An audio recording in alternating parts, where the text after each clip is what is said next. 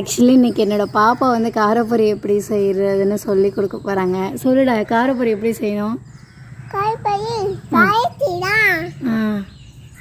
என்ன பண்ணணும் ஃபஸ்ட்டு?